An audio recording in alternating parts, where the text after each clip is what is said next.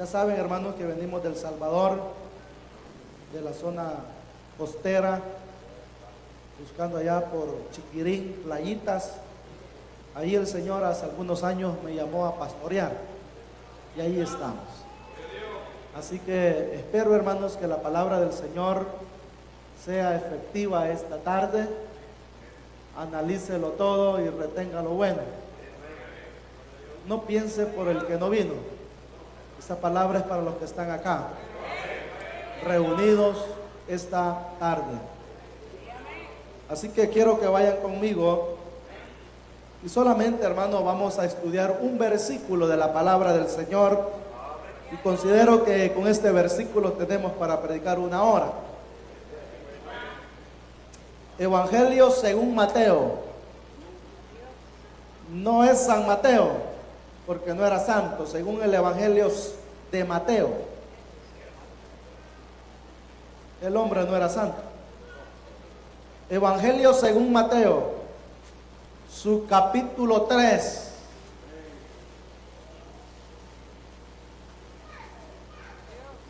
Y versículo 1. Este versículo se divide en 3 partes. Y es lo que el Espíritu Santo puso hoy en la mañana que predicara en esta congregación. Yo no conozco su vida, hermano, ni quizás usted conozca la mía, pero el Espíritu Santo sí sabe de qué tenemos necesidad. Porque no solo de pan vivirá el hombre, sino de toda palabra que sale de la boca de Jehová. Lo tenemos, hermanos, lo encontramos, entonces lo leemos honrando al Padre, al Hijo y a su Santo Espíritu, y la palabra dice así: en aquellos días vino Juan el Bautista predicando en el desierto de Judea. Puede sentarse. Este texto, si usted se dio cuenta, se divide en 3 partes. En 3 partes. Número 1, habla, hermano, acerca del contexto histórico de Juan el Bautista. 2, habla del carácter de Juan. Y 3, habla del mensaje que Juan predicaba. Entonces esta tarde, hermanos, yo quiero irme por ahí. Quiero que hablemos el contexto de la época que Juan el Bautista comenzó a predicar. Quiero que miremos el carácter de Juan y también observemos la característica del mensaje de este hombre. Un hombre de Dios. Introducción. El embarazo y el nacimiento de Juan el Bautista rompe el periodo de silencio que había durado 400 años.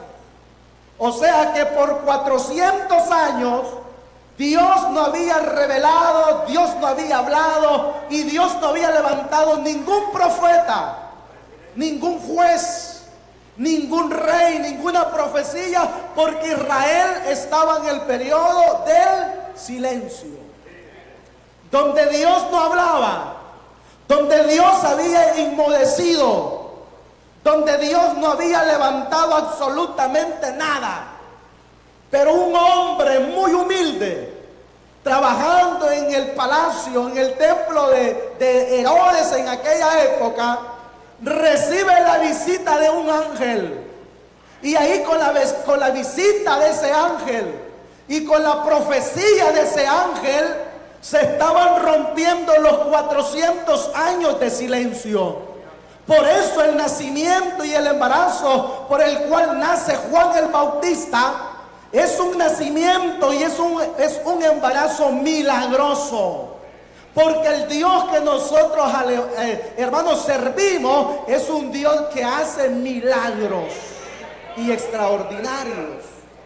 Por ejemplo, si usted lee la palabra del Señor, se va a dar cuenta que hay, hermanos, algunos hombres de Dios que nacieron en la misma circunstancia que nació Juan el Bautista.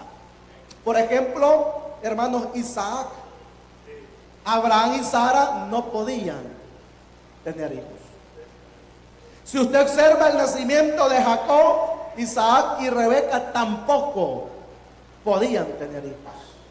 Si usted observa el nacimiento, hermano, de Samuel, se va a dar cuenta que el Cana con Ana tampoco podían tener hijos. Si observan el nacimiento de Sansón, se va a dar cuenta que Manoa y su esposa tampoco podían tener hijos. Y si observamos, hermanos, el nacimiento de Juan el Bautista, nos vamos a dar cuenta que igual no podían tener hijos. Pero de lo imposible Dios hace lo posible, porque es un Dios milagroso. Entrando en el tema de esta tarde, vamos a hablar, hermanos, número 1, según el texto que tomamos de base, que solamente es un versículo. Lo primero que el texto habla es del contexto histórico de la época que Juan comenzó a predicar. Lea conmigo, si aún tiene la Biblia abierta, el capítulo 3 y el versículo 1 comienza de la siguiente manera: en aquellos días. Esa palabra, en aquellos días, está reflejando la época que Juan el Bautista comenzó a predicar. Juan el Bautista, hermano, no crea que comenzó a predicar en un contexto como lo que estamos quizás viviendo hoy o parecido. Juan el Bautista, hermano, la principal función de Juan era preparar el camino del Mesías.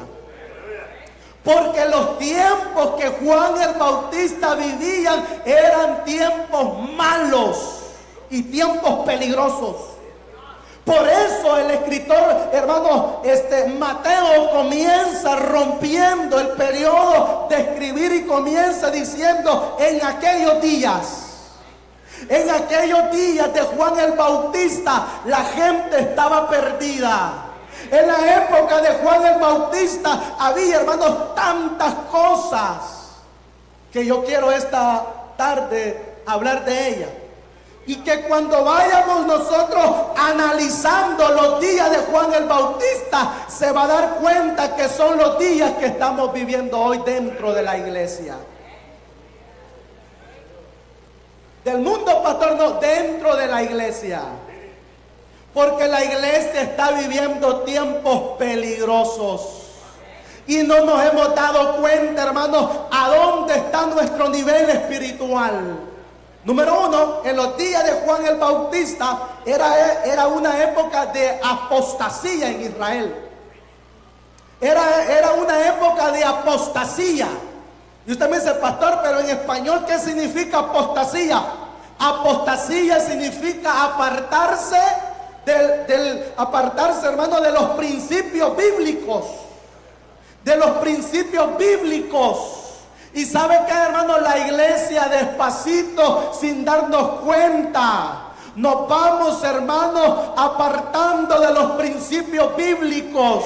Y usted me dice: no, momento, pastor, aquí no, pero se lo quiero decir bien claro esta mañana o esta tarde. Nos estamos apartando de los principios bíblicos. Nos hemos olvidado que el grande es Cristo. Nos hemos olvidado que quien compró la iglesia es Cristo. Nos hemos olvidado que el dueño de la iglesia es Cristo. Nos hemos olvidado que el que se merece adoración es Cristo. Nos hemos olvidado que el grande en esta reunión es Cristo. Puede ser lo que usted quiera ser, pero el grande, el poderoso es Cristo. Y dentro de la apostasía, Israel se había olvidado de Dios. Israel le había dado la espalda al Señor. Pero se levantó Juan el Bautista predicando en esa época. Una época de apostasía, que la gente se reunía por reunirse, como una rutina. Voy a ir hoy al culto para hacerle un favor al Señor. O voy a ir al culto este día domingo por hacerle un favor al pastor Alejandro. Pobrecito el pastor. Y hemos agarrado los domingos y los sábados como una rutina. No, iglesia. Los cultos no son rutina. Los cultos no es para que te vean, que te congregas. No, el culto es una necesidad. El culto es una necesidad en el corazón Y cuando venimos con esa actitud, entonces comienza el Espíritu Santo a hacer la obra, a moverse, a sanar, a profetizar, a llenar, a dar dones espirituales, porque ha venido un pueblo que es necesitado, no por una rutina. No por una rutina. Ya no leemos la palabra del Señor. Ya no nos levantamos en las madrugadas a orar. Hemos entrado como en los días de Juan el Bautista. Israel había entrado en apostasía. Mira esto otro. En la época de Juan el Bautista había, hermanos, se había perdido el respeto al templo. Ahí se vendían palominos, se vendían cabras, se vendían vacas. Y hermanos, habían hecho como el mercado municipal que han hecho allá en El Salvador. Hermanos, donde todo el mundo compraba, vendía. Pero se habían olvidado del objetivo número uno. Dios había sacado al pueblo de Israel de Egipto exclusivamente para que le adoraran a Él. Pero Israel se había olvidado de eso. Y habían perdido el respeto a la casa del Señor. Y hacían lo que querían en la casa del Señor. Quiere, iglesia amada, que le dé un buen consejo este día. Este lugar es santo. Este lugar es santo. Este lugar es exclusivamente para adorar al Señor. Y que no se le olvide que cuando entre por esas puertas, como dijo David, con alabanza, con acción de gracia, con gratitud, porque el Señor ha sido bueno, extremadamente bueno con nosotros. En la época de Juan el Bautista se había perdido el respeto a la casa del Señor. Habían entrado en un periodo de apostasía en la época de Juan el Bautista. Habían levitas, habían sacerdotes, habían cantores, había un fuego que estaba encendido, pero no había adoración al Señor. La adoración era mecánica, la adoración era simple. La adoración en la época de Juan el Bautista era simple, sin sabor. ¿Sabe por qué? Porque lo hacían para sí mismo. Lo hacían con orgullo, con raíz de amargura. Lo hacían que voy a ir a cantar una alabanza para que la gente sepa qué bonito canto. Y se va por el espejo, se peina bonito y comienza. No es esa preparación, hermanos amados. Cuando usted pase a cantar, a presidir, a lo que sea, recuerde que le está dando la honra al Señor. Prepare su corazón, prepare su alma, prepare su cuerpo. Y se lo aseguro que el Señor algo maravilloso y algo grande va a hacer en su vida. Porque mire esto, hermanos, cuando llega Caín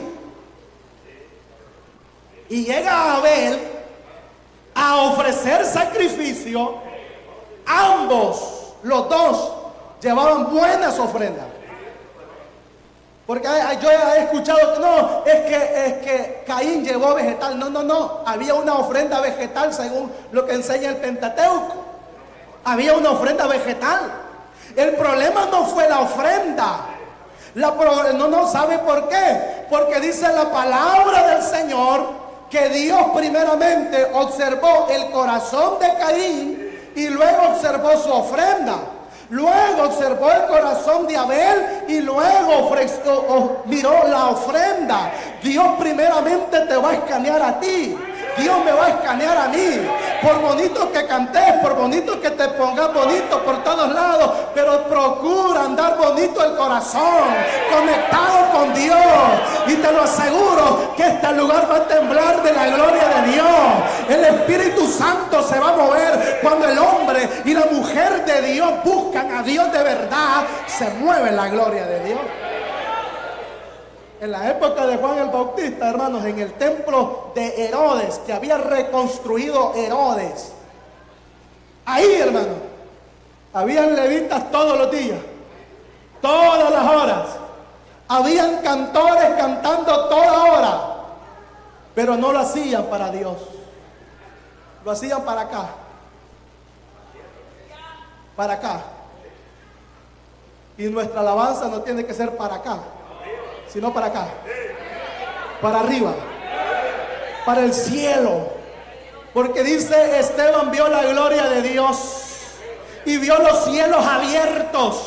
Y estaba el Padre sentado en su trono. Y a la par del Padre estaba Cristo Jesús.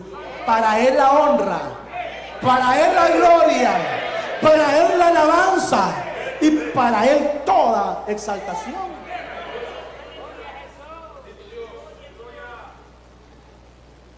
En la época, porque estamos, hermanos, en la primera parte del versículo. En aquellos días, no lo hemos movido de ahí. Eran días de apostasía.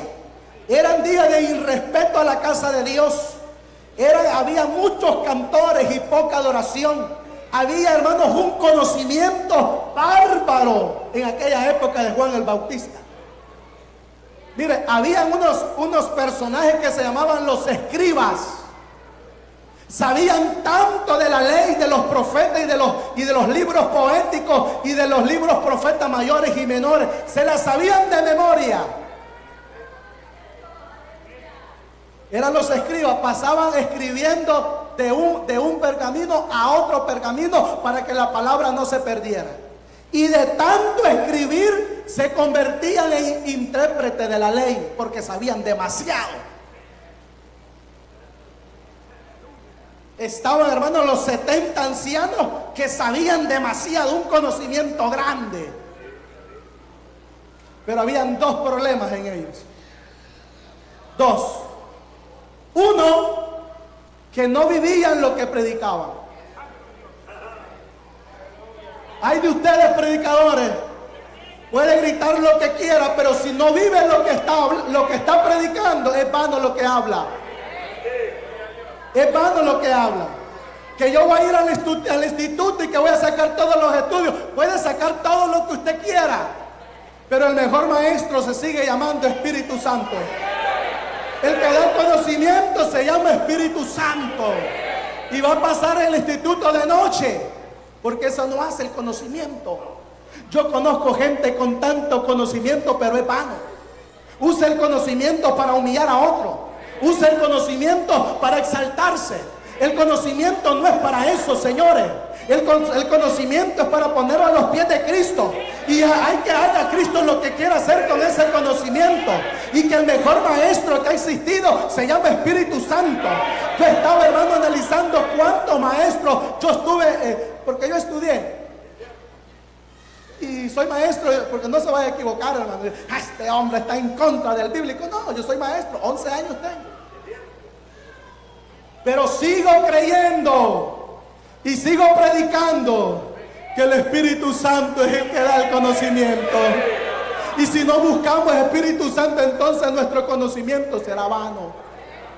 Y qué difícil es predicar lo que no vivimos, exigir lo que no hacemos, poner carga pesada al oyente, una carga que yo no soy digno ni de tocar con un dedo. Hipócritas. No se debe de predicar así. Vivamos lo que predicamos primeramente. Y cuando Dios nos pasa en los procesos, entonces ahí sí, hermanos amados, démosle con todo. Lo segundo, el primer problema que tienen ellos es que no vivían lo que predicaban. Y número dos, es que no había ningún cambio en la gente. No había ningún cambio en la gente, en el oyente. Hermanos, estamos viviendo la época que nosotros los predicadores vamos a quedar mudos. Porque a mí ya casi ya no me da la garganta, que estos días han estado predicando. Y la gente no cambia. Dicen las hermanos, ve, por mí se puede predicar lo que yo quiera. Yo así nací y así voy a morir. Es cierto.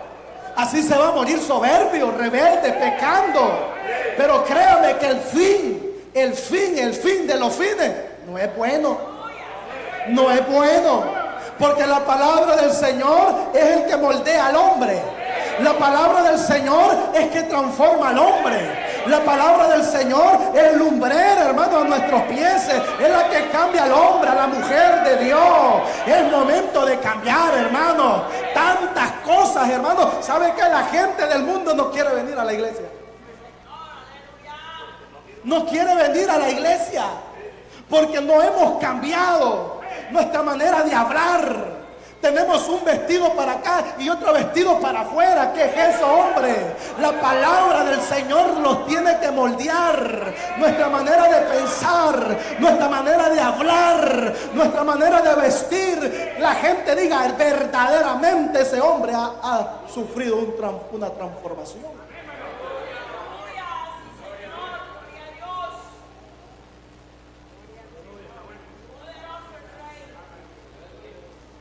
6. En los tiempos de Juan el Bautista no había esfuerzo. No había un esfuerzo por buscar de Dios. Yo no sé acá, pero por lo menos en El Salvador, aquí está mi esposa, ella es la motorista de un camioncito que el Señor nos ha regalado. Un camioncito para andar jalando gente, hermanos. Si ese camión no pasa, no van al culto. Y aquí yo me imagino que algunos dicen, no puedo por el trabajo, pastor, mire, yo no puedo. Y con buenas trocas, a la mejor posible. Mire, hermano, a mí me queda impactado cuando yo leo, me cuentan, y aquí hay algunos ancianos que no me van a dejar mentir. Antes, en El Salvador, la gente caminaba. Dice que había, de ahí donde yo vivo, cerca de Chiquirín, la gente, ahí están las islas. Por cierto, alguien me dijo, mire, si va ahí a Montermón, me dijo, me saluda una familia de las islas. Yo como no sé, yo de ahí después, sí. De ahí después nos arreglamos si tiene algo para mí. Las personas iban a remo, con viento, con tormenta, con tumbo, con tempestad, a remo. A buscar al Señor, a buscar la presencia del Señor. Y nosotros, hermanos, no, pastor, es que mire, yo me voy a conectar. No, estás desconectado de Dios. Estás desconectado de Dios. Jamás será lo mismo. Es como si se quiere comer una pupusa con bolsa, así, emplasticada. No es lo mismo. Jamás será lo mismo. No, mire, en la época de Juan el Bautista no había un esfuerzo, no había una búsqueda del Señor, no había una búsqueda genuina, una búsqueda con necesidad, con dolor. No la había. En la época de Juan el Bautista había división. Los fariseos eran un grupo, los saduceos eran otro grupo. Hermanos, pero entre todos ellos formaban 70 varones en Israel. Pero estaban divididos.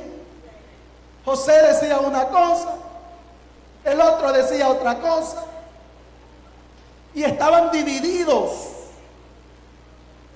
como hoy en las iglesias. Se lo apuesto porque considero que el Espíritu Santo no se equivoca. Considero que aquí hay gente que no se habla. Y si se hablan de mentira. Y si se hablan es porque hay hipocresía. Y Juan dice que nuestro amor tiene que ser sin fingimiento. Y no solamente de palabra. Dice Juan que es con hechos.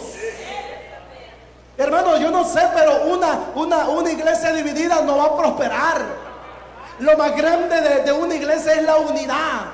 Que tu problema sea mi problema, que tu necesidad sea la mía, que tus triunfos yo los celebre juntamente contigo. Pero estamos viviendo en la época que cada quien vea cómo sale, que se salve quien que pueda y el que bueno, y por ahí nos vamos.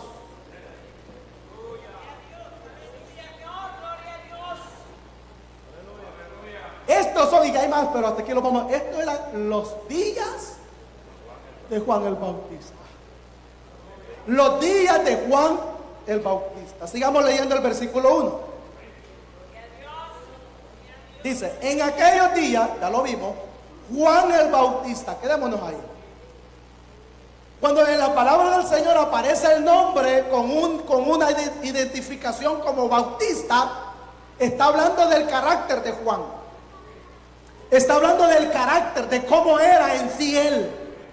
Y la palabra del Señor en el versículo 4 comienza y específicamente habla del carácter de Juan. Y dice, y Juan estaba vestido de pelo de camello y tenía un cinto de oro alrededor de su lomo, y su comida era langosta y miel silvestre. Estos versículos hablan, hermano, del carácter de Juan, cómo era él. Mire esto, su vestimenta era pelo de camello, un traje de pelo de camello y un cinto de cuero. Yo muchas veces he escuchado a alguien a predicadores que dicen, no, mire, es que era un hombre pobre. No, hermanos. Juan no dependía de una familia pobre. Juan no solamente dependía tampoco de una familia que era sacerdotal, no, era, hermanos, real sacerdocio la familia de Juan. ¿Sabe a dónde trabajaba? En palacio. ¿Cuánto cree que ganan los que trabajan en Casa Blanca? ¿Creen que son pobres? Para que tengamos una idea. Hermano, cuando le dan la noticia del embarazo, él estaba trabajando ahí en el templo. No eran pobres. O sea, Juan no andaba ese traje porque era pobre. No. Juan andaba ese traje porque hablaba de la humildad de él. De la humildad de este hombre. ¿Y sabe, hermano, quién nos está haciendo daño hoy en las iglesias? El yo. El yo. El día que yo me vaya de Montermón a ver cómo va a ser la iglesia. No, hombre, fiesta vamos a hacer, ¿verdad, pastor? Porque la obra es de Dios. Y el dueño es Cristo. Quien la compró fue Cristo. El día que se vaya Cristo de esta iglesia, aflíjase. El día que no se mueva el Espíritu Santo en esta iglesia, aflíjase. Pero mientras y cuando, nadie es indispensable en este lugar. Todos somos importantes, todos somos importantes, pero nadie es indispensable en este lugar. El yo canto mejor, yo predico mejor, yo es que esto acá y yo acá. Cuidado, iglesia, cuidado, porque yo conocí un tipo que solo era yo, que yo tengo esto y Dios lo mandó a comer zacate. Lo mandó a comer zacate por el orgullo que sabe en él. Cuidado. Hay una historia muy interesante y es de la zarza. Cuando Dios llamó a Moisés, dice que después, es una historia. Dice que después que se fue Moisés, la zarza quedó orgullosa, un orgullo del malo, como pavo real. Y decía la zarza, ¿se fijaron? ¿Se fijaron el fuego que había en mí? ¿Se fijaron que no me consumió el fuego? Es que yo sí oro, yo sí canto, yo no soy como ustedes. Y una zarza más anciana le dijo, no sos vos, le dijo, es el fuego en vos. Vos no sos la importante, le dijo, sino el fuego que estaba en ti. Nosotros no somos importantes. Aquí lo importante es quien vive dentro de mí. Él es el importante. Nosotros solo somos templo. Nosotros solo somos vaso. El importante es el líquido. El importante es quien vive dentro del templo. Juan el Bautista era humilde. Era humilde. Bueno, casi donde he ido he contado la misma historia de la matata. Había un joven, lo mandaron a pastorear una iglesia de 6 miembros.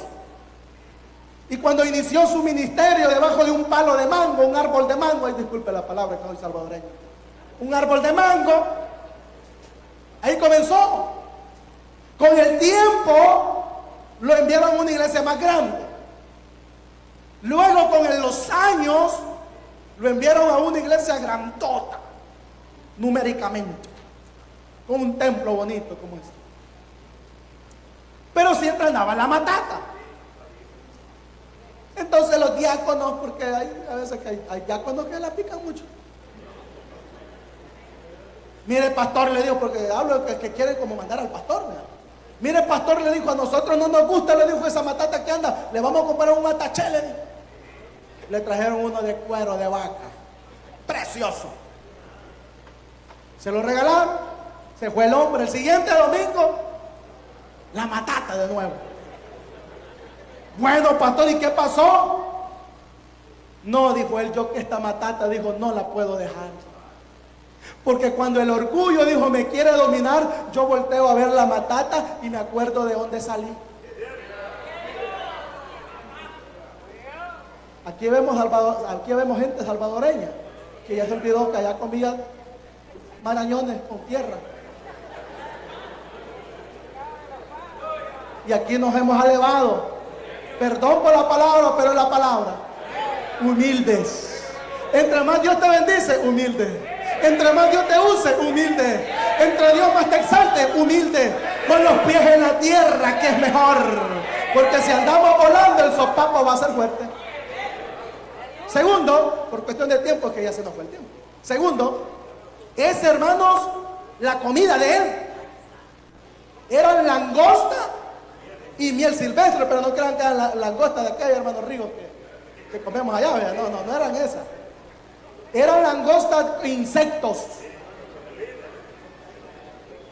Y la miel era silvestre, sin ninguna adulteración.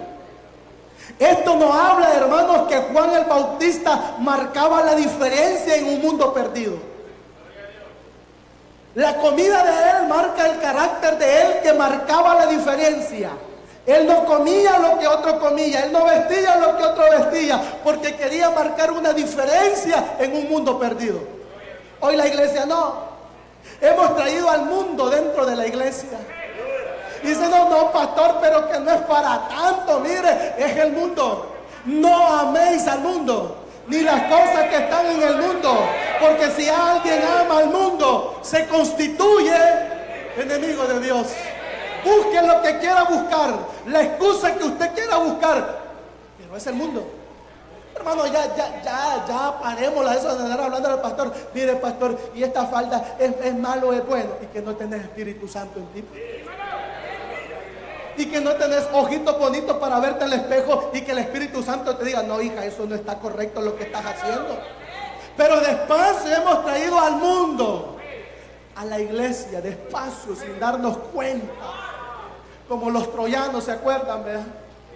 Los troyanos, hermanos, le regalaron un gran caballo y dentro del caballo iba el enemigo. Ellos mismos lo metieron hacia adentro. Y los ancianos decían, miren, yo siento, decían los ancianos, que dentro de ese caballo de madera, yo siento como un ruidito de espada adentro. No, dijeron ellos, es un premio que los dioses nos han dado porque hemos vencido la guerra. No, decían los ancianos, yo siento un ruidito extraño adentro. No, decían ellos. Al final se emborracharon, ellos entraron, abrieron las puertas, el enemigo llegó y los mató.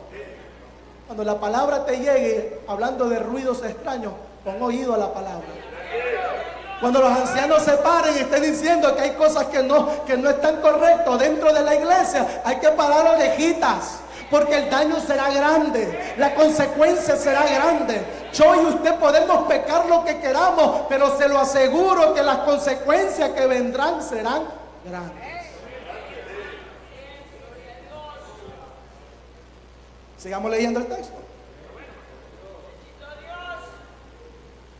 Dice el texto, en aquellos días, ya lo hablamos, Juan el Bautista, ya lo hablamos, predicando.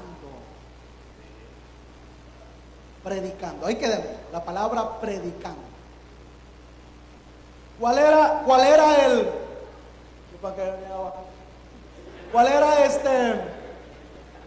el objetivo número uno de Juan?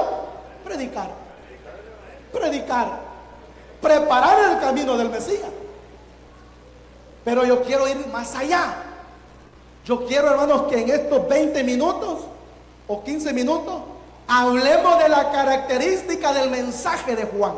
En otras palabras más en español, ¿qué era lo que él predicaba? ¿Qué era lo que él predicaba? Uno, mire esto. Predicaba, se lo voy a leer todo de un solo mejor y después lo explico uno por uno. Mire, un mensaje de arrepentimiento. Un mensaje que llamaba a confesar los pecados. Un mensaje contra la apariencia. Un mensaje de hacer frutos. Un mensaje contra el pecado. Un llamado al avivamiento del Espíritu Santo. Y un mensaje de juicio. Ese era el mensaje de Juan el Bautista. Uno por uno, vamos, uno por uno.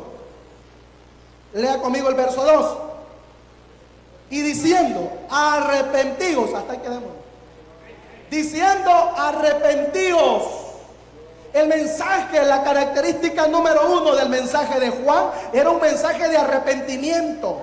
¿Sabe por qué? Porque en la época de Juan la gente pecaba y andaba como sin nada, como hoy dentro de la iglesia.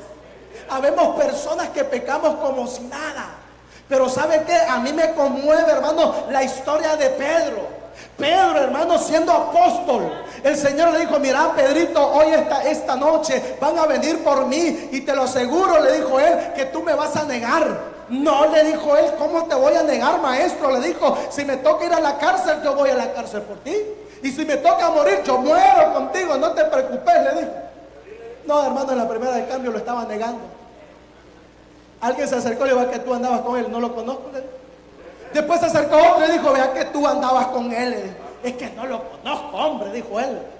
Por último se le acercó una mujer, una sirviente de ahí, y le dijo, vea, le dijo que tú andabas con él porque tu manera de hablar te delata, le dijo. ¿Y sabes lo que hizo Pedro? Exacto. ¿Ese quién dijo eso? Lo maldijo. Con juramento. Mira esto, lo maldijo con juramento. Y lo negó. Y cuando eso pasó, Jesús lo vio. Y cuando Jesús lo vio, al tipo le dolió. Salió corriendo deprisa, pero corriendo, dice la palabra del Señor. Y lo que me impacta a mí, dice que él lloraba amargamente, sentía dolor porque le había fallado al Señor. Aquí, hermanos, el mérito es que no le vamos a fallar al Señor, le vamos a fallar de una u otra manera. Aquí el método es arrepentirnos.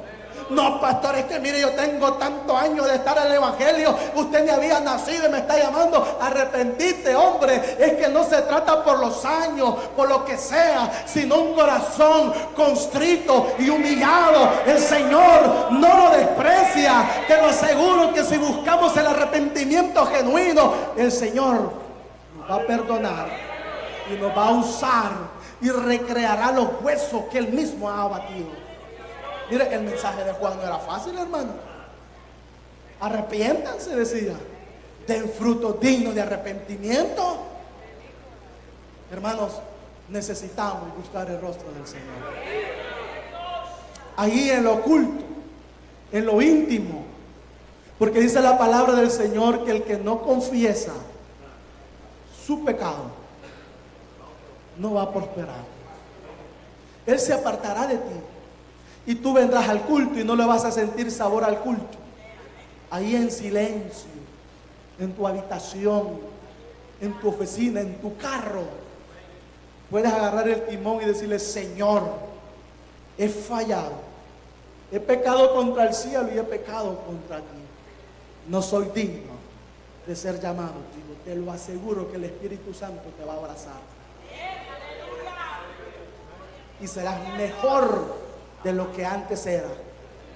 Pero para allá, haz un stock, paraos en los caminos, preguntad por la senda antigua. Al final del texto dice, ellos dijeron. Sigamos, segunda característica del mensaje de Juan, que era un mensaje que llamaba a confesar los pecados. 6, lee conmigo el versículo 6. Y eran bautizados por él en el Jordán, confesando sus pecados. Creo que ahí no hay más explicación. 3, un llamado contra la apariencia. Lea conmigo el 7. Al ver él que muchos de los fariseos y saduceos venían a su bautismo, les decía: generación de víboras, ¿quién os enseñó a huir de la ira venidera? Apariencia, una vida de apariencia. Un día de eso estaba contando una historia de un matrimonio que vivía de apariencia. Hermanos, entraban por las puertas del templo, mire, con la manito así agarrada. Él le daba un besito a él, él le daba viceversa. Se sentaban ahí, hermanos, con las manitos agarradas. Y mi esposa decía: mira, me decía mi esposa. Espérate, le decía yo, no molestes, hombre. Un día llegué a la casa de ellos sin avisarles, hermano. Tenían un pleito. Palabra a ella y palabra a él. Caferolazo él, ella, trompón él y patada a él.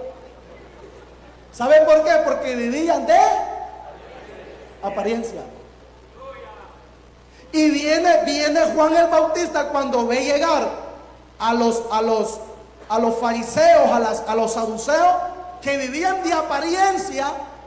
Jesús le dice: sepulcro blanqueado, les dice Jesús a ellos mismos. De que mira, a los tipos les llovía recio, hermano. Juan los ve llegar y les dice: generación de víboras. Generación de víboras. ¿Sabe por qué? Porque Juan el Bautista, estaba yo leyendo en la mañana, que exactamente dice el Evangelio de Juan que bautizaba en un lugar desértico. No era desierto, sino desértico. Se llama Betábara, dice el Evangelio de Juan. Ahí, hermanos, habían 3 clases de víboras. Estaba aquella víbora que muerde y se esconde. Mira, este Juan no era fácil, hermano. ¿Sabe, hermano, que hay gente que te va a querer dañar? Como dice en El Salvador, tira la piedra. Tenga cuidado de esa gente, hermano. Porque su veneno lo va a llevar a que usted espiritualmente se muera. Estaba la otra clase de víbora, que era, hermanos, la víbora que escupe veneno. En Betábara. Esa víbora tira el veneno al aire y ese veneno va corriendo, así como aventamos las redes nosotros allá cuando andamos pescando, esa red va ahí. Ese veneno iba al aire y el animalito que respiraba ese veneno, se le morían todos los músculos y caía a tierra y se moría. Mire, tengamos cuidado con esa gente también.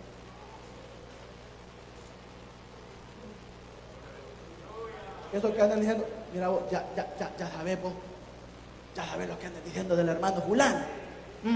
Iglesia, serpiente.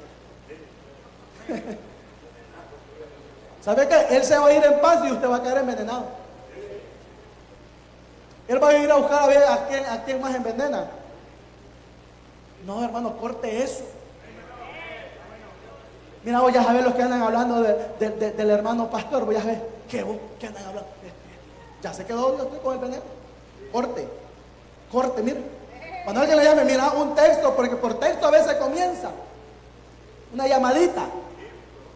¿Sí? Son bíblicos, son oradores. Mira vos, oremos por el siervo. Porque vos no sabés lo que andan diciendo por el del siervo. Oremos. Es mentira, no quieren orar. Chambreares que quieren. Corte. Cuando alguien le llame, le textee, usted dígale, ¿qué? Ya sabes lo que andan hablando del pastor. No, fíjate que ni me interesa, pero si vos querés, hablemosle a él y entre los 3 hablemos. Se lo aseguro que mire, se va porque se va. ¿Y sabe qué? ¿Sabe si hay algo que está destruyendo a la iglesia? Es el chambre, hermano. Eso de llevar, de traer, de para acá, de revuelta, que esto y lo otro, de queso, de chicharrón, así anda con fue pupusería aquello. Paremos eso. Porque si no paramos eso, el Espíritu Santo no se va a manifestar acá. Porque donde hay iras, contiendas, pleitos, disensión, ahí no mora el Espíritu Santo. Y no mora. Dios que nos ayude, hermano. Mire, otra característica del mensaje de Juan lo encontramos en el versículo 8. Lea conmigo el 8. Ya va casi vamos terminando. El 8 dice, hacer pues frutos dignos de arrepentimiento. Mira, es que aquí yo no voy inventando, hermano, no se me queda viendo enojado así. Dice, hacer frutos dignos de arrepentimiento. Hay gente que no ha hecho frutos. Y yo estaba averiguando un poco esto de ser fruto es muy amplio. Muy amplio. Pero dice, hermano, que el evangelio tiene que hacer algo en nuestra vida. Hay ancianos, hermanos, que nunca cambiaron la manera como tratan a la pobre viejita allá en la casa. Y hay viejitas que tratan mal también al viejito. Hermanos, el evangelio tiene que hacer algo en nuestra vida. Y si seguimos lo mismo hace 40, 20 años, hermanos, echemos una mirada a nuestro ser. Echemos una mirada adentro al corazón. Deje de andar viendo hijos ajenos, mire sus hijos. Deje de andar viendo matrimonios ajenos, vea su matrimonio. Deje de andar viendo vidas ajenas, cierre los ojos y vea para adentro a dónde está, espiritualmente hablando. Y cuando encuentre el problema de su vida espiritual, cambiemos. Y cuando cambiemos, vamos a dar frutos dignos de arrepentimiento. Allá invitamos a los amigos al culto. No, dice, para ir ahí, dije que ni ustedes le quieren. Dice, Julano nunca cambia, lo mismo es. Y es cierto, hermano. Bien, nosotros los pastores echamos la cabeza y ¿qué vamos a hacer? 10, lea conmigo el 10. Y también el hacha está puesta en la raíz de los árboles. Por tanto, todo árbol que no dé buen fruto es cortado y echado al fuego. Aquí, hermano, está hablando del pecado. Que a veces el pecado, hermano, nos jala. Pero la palabra del Señor es la hacha. Y el pecado es la raíz. Hermano, saquemos todo aquello que nos está estorbando en la vida espiritual. Cortémoslo. A eso se refiere el texto acá. Si usted tiene algo, hermanos, que yo no sé qué es, pero le está impidiendo servirle al Señor, córtelo. Échalo al fuego. Por último, era un mensaje de juicio. Lea conmigo el 12. Su aventador está en su mano y limpiará su era y recogerá su trigo en el granero y quemará la paja y en el fuego que nunca. Está hablando del infierno. El infierno es un lugar de tormento. El infierno, el que entra no sale. Mira esto. El infierno es un lugar de tormento. Dice que aquel rico alzó los ojos y estaba en tormento. El infierno también es un lugar que el que entra no sale. Hermanos, he intentado hablar 3 cosas en un texto. La época de Juan el Bautista, el carácter de Juan y el mensaje que él predicaba. Hermanos, hagamos todos los ajustes en nuestra vida espiritual, individualmente, porque la salvación es totalmente individual. Yo me quedo impactado cuando a veces nosotros los pastores, hermanos, a veces hasta miedo tenemos llamarle la atención a la gente y salen más enojados ellos que nosotros. Que si me dice algo yo me voy. Y dice, y usted, pastor, y mire, pero que el fulano peores cosas hace. Es un conformismo del diablo, hermano. Si al final, hermano, la salvación es individual. Nadie va a dar cuenta por usted, ni usted va a dar cuenta por otro, porque es totalmente individual. Sacar la palabra. Gracias, pastor, por la confianza. A los ministros, que Dios me los bendiga. A toda la iglesia, que el Señor me los bendiga abundantemente. Si no los vemos acá, nos vamos a ver allá en una patria celestial que nos está esperando. Que el Señor les bendiga. Gloria a Dios. Dios les bendiga, hermanos.